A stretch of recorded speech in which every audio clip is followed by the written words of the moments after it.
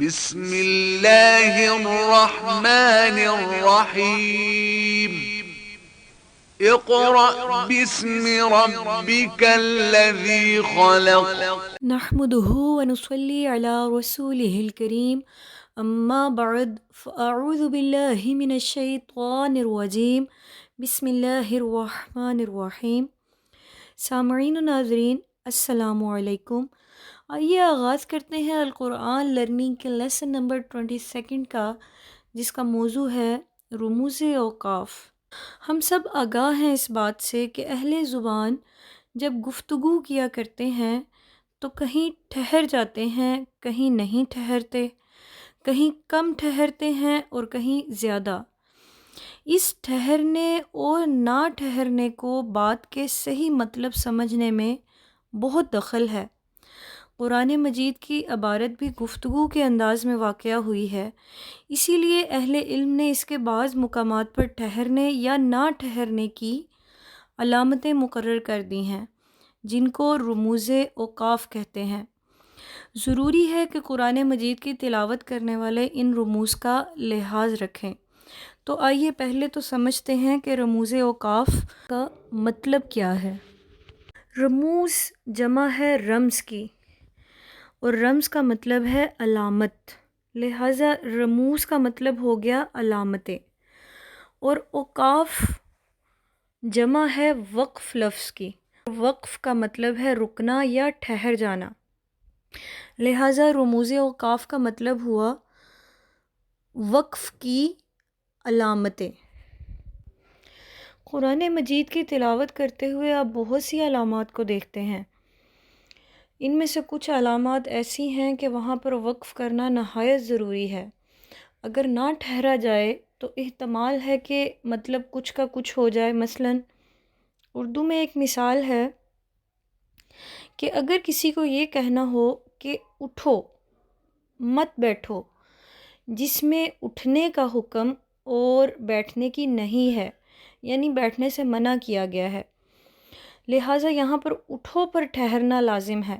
لیکن اگر ٹھہرا نہ جائے تو اس فقرے کا مطلب ہی اٹھ جاتا ہے۔ مثلاً اگر نہ ٹھہریں تو یہ فقرہ اس طرح سے ہوگا، اٹھو مت بیٹھو۔ اس فقرے کو دیکھیں تو اس کا مطلب اس طرح سے بنتا ہے کہ اٹھنے کی نہیں ہو رہی ہے، یعنی اٹھنے سے منع کیا جا رہا ہے اور بیٹھنے کا حکم دیا جا رہا ہے، اور یہ مطلب کے خلاف ہو جائے گا۔ اس لیے وقف کی علامات کو جاننا اور سمجھنا قرآن مجید کی تلاوت کرنے کے لیے نہایت ضروری ہے۔ سامعین و ناظرین، یہ تو تھا رموز اوقاف کا تعارف۔ آئیے اب دیکھتے ہیں کہ کن کن علامات پر ہمیں رکنا چاہیے اور کن علامات پر ہمیں وقف نہیں کرنا چاہیے۔ سب سے پہلی علامت جو آپ دیکھ رہے ہیں دائرے کی صورت میں، اس پر ٹھہرنا چاہیے۔ جہاں بات پوری ہو جاتی ہے وہاں چھوٹا سا دائرہ لگا ہوتا ہے قرآن پاک میں، لہٰذا اس دائرے کی علامت پر ٹھہر جانا چاہیے۔ دوسری علامت جو آپ سکرین پر دیکھ رہے ہیں یہ ہے میم، چھوٹا سا میم۔ یہ علامت وقف لازم کی ہے، اس پر ضرور ٹھہرنا چاہیے۔ تیسری علامت جو آپ دیکھ رہے ہیں یہ ہے چھوٹی سی طاء، اس پر ٹھہرنا چاہیے۔ یہ علامت وہاں ہوتی ہے جہاں مطلب تمام نہیں ہوتا اور بات کہنے والا بھی کچھ اور کہنا چاہتا ہے۔ چوتھی علامت جو آپ سکرین پر دیکھ رہے ہیں وہ ہے جیم، یہ وقف جائز کی علامت ہے، یہاں ٹھہرنا بہتر اور نہ ٹھہرنا جائز ہے۔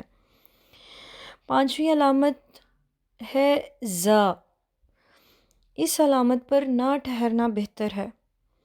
اگلی علامت جو آپ دیکھ رہے ہیں یہ ہے صاد، یہاں ملا کر پڑھنا چاہیے، لیکن اگر کوئی تھک کر ٹھہر جائے تو رخصت ہے، یعنی پھر وقف کیا جا سکتا ہے، لیکن صاد پر ملا کر پڑھنا زا کی نسبت زیادہ ترجیح رکھتا ہے۔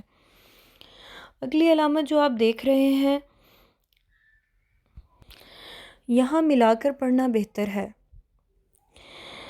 نیکسٹ جو آپ دیکھ رہے ہیں علامت لکھی ہوئی یہ ہے قوف، یہاں ٹھہرنا نہیں چاہیے۔ اب جو علامت آپ دیکھ رہے ہیں سکرین پر صاد اور لام سکول، یہاں کبھی ٹھہرا بھی جاتا ہے کبھی نہیں، لیکن ٹھہرنا بہتر ہے۔ قف، قوف اور فے لکھا ہوا ہے قف، جس کا معنی ہے ٹھہر جاؤ۔ یہ علامت وہاں استعمال کی جاتی ہے جہاں پڑھنے والے کے ملا کر پڑھنے کا احتمال ہو۔ سین یا سکتہ، یہ سکتے کی علامت ہے، یہاں کسی قدر ٹھہرنا چاہیے مگر سانس نہ ٹوٹنے پائے۔ وقفہ، یہ لمبے سکتے کی علامت ہے، یہاں سکتے کی نسبت زیادہ ٹھہرنا چاہیے لیکن سانس نہ ٹوٹنے پائے۔